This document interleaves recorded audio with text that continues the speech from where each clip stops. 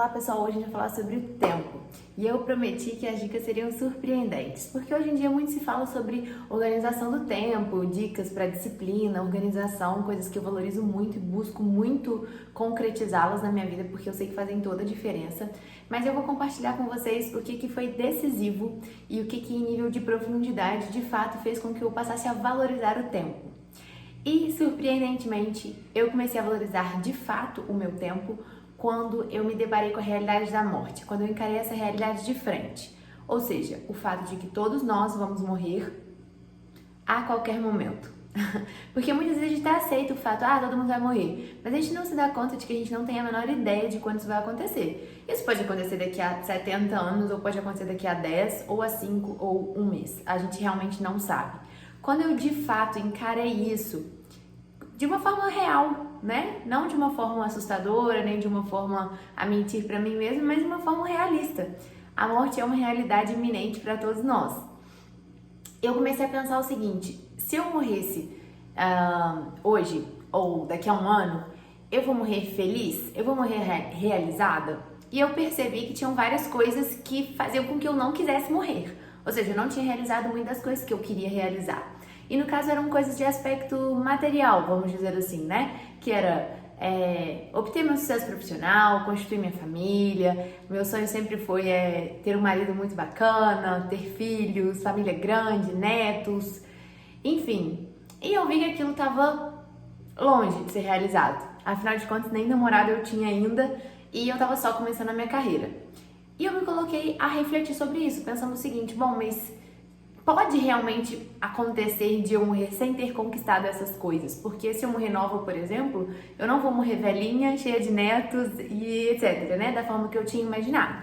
Então eu comecei a me propor a um objetivo de vida que não necessariamente contasse com essas coisas materiais, embora eu continue querendo que elas se realizem. Mas por uma questão de tempo, pode ser que eu não venha a realizar.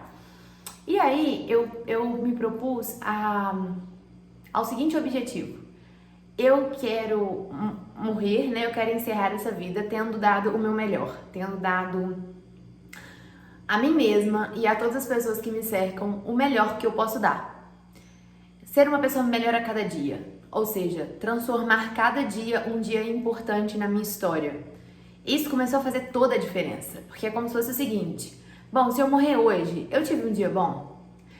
Aí eu acordava no outro dia, mas se hoje for o meu último dia? Então eu comecei a afastar de mim todo tipo de preguiça, todo tipo de maus pensamentos ou pensamentos às vezes derrotistas ou vitimistas. Eu comecei a criar a minha vida como se cada dia fosse uma história. Ou, bom, de forma mais realista, cada dia sendo uma página da minha história. E pensando que eu realmente só vou ter uma história bacana, eu só vou ter uma história da qual eu me orgulho se eu me esforçar por cada página desse livro, por cada capítulo desse livro. E isso mudou tudo pra mim. Eu sempre fui uma pessoa muito ativa, eu sempre fui uma pessoa que fazia tudo que estava ao meu alcance de fazer. Mas eu comecei a perceber que isso estava mais ligado à minha personalidade, que é mais inquieta, que é mais ativa, do que propriamente a valorização do tempo.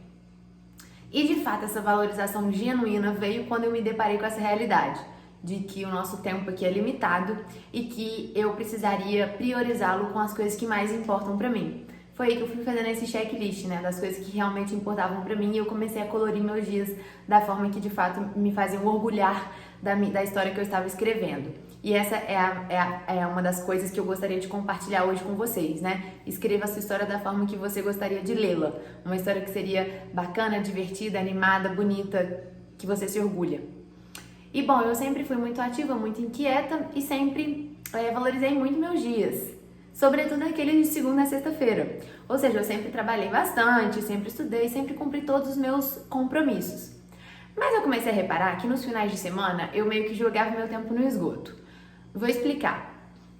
Eu percebi que quando a gente tem o costume de beber, essa é a realidade, pelo menos aqui no Brasil, Minas Gerais, eu não sei se é em todos os lugares, mas a gente tinha costume sempre de se encontrar e ficar bebendo com os amigos ou com a família, né? A minha família também tem esse hábito. E muitas vezes eu percebi que a gente gastava horas fazendo isso. Ou seja, a gente se assentava, a gente ficava bebendo cerveja, vinho e etc. por muitas horas. E além dessas muitas horas, que às vezes poderiam ser 8 horas, 6 horas, sentado no mesmo lugar, bebendo cerveja ou o que quer que fosse, a gente depois ficava cansado, então a gente tinha que dormir. E algumas pessoas ainda têm ressaca no outro dia, ou fica meio grog, ou seja, também não tem muita energia para gastar no dia seguinte.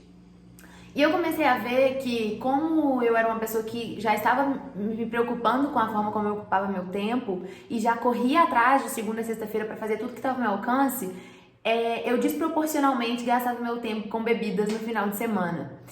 E aliado ao fato de que eu comecei a trabalhar o meu corpo energético, coisa que eu já falei aqui também, eu decidi parar de beber. E aí eu fui perceber, aí que eu tive consciência do tempo que eu gastava com isso.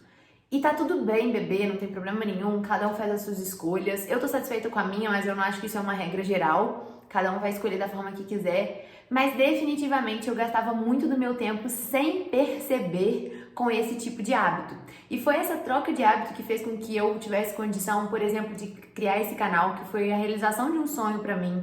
Foi quando eu comecei a estudar política nos finais de semana. Foi quando eu comecei a estudar filosofia novamente, que eu já tinha feito um curso antes, mas tinha parado porque não tinha tempo, né? Ou seja, eu comecei a alocar no final de semana tudo aquilo que me preenche, que me faz me sentir uma pessoa melhor e que faz com que eu me ame mais, né? Porque afinal de contas a gente vai se admirando à medida que a gente vai fazendo as coisas que a gente admira, né? As coisas que a gente se orgulha de fazer. E, obviamente, muitas coisas também foram difíceis de serem mudadas, porque às vezes as companhias, as pessoas não te apoiam e tudo mais, mas pra mim foi uma ótima forma de fazer uma faxina daquilo que já não fazia sentido pra mim mais. E que definitivamente todas as coisas das quais eu me arrependo de que já aconteceram na minha vida tinham envolvimento com isso de alguma forma. Enfim, e eu descartei de vez todas essas coisas da minha vida, foi muito bom também. Foi uma faxina, foi uma oportunidade que eu tive de rever absolutamente todos aqueles meus hábitos e tudo aquilo que eu estava fazendo que não me preenchia, que não fazia mais sentido pra mim, mas eu fazia pelo hábito. Eu fazia porque eu achava que aquilo era normal. Eu fazia porque eu achava que às vezes até eu tinha que fazer. Como muitas vezes quando eu estou num ambiente e eu continuo saindo com os meus amigos normalmente, pra mim não tem a menor diferença e pra mim ficou até melhor. E às vezes as pessoas querem insistir pra você beber. E eu falo, não, muito obrigada, eu não quero beber, eu estou bem dessa forma, né? Então, assim, pra você ter consciência do que de fato importa pra você, porque essa é a sua vida, esse é o seu tempo e ele é insubstituível, ele é extremamente precioso, é um recurso maravilhoso e independentemente de quanto tempo a gente viva, o que importa é a forma como a gente viveu durante o tempo que a gente teve. Espero que vocês estejam conscientes sobre isso, ou se não estavam, passem a refletir. É um convite para que a gente dê o nosso melhor. E incluindo tudo, todos os recursos que a gente tem, nosso tempo, nossa inteligência, nossa família, as pessoas que a gente pode contribuir com aquilo que a gente faz e tem de bom, o nosso trabalho. Na minha vida tudo melhorou, tá? E é óbvio que isso é um processo, como eu disse, cada um vai ter uma história, cada um vai fazer os seus ajustes que sejam necessários. No meu caso, eu tô buscando fazer os meus. Um beijo, espero que tenham gostado.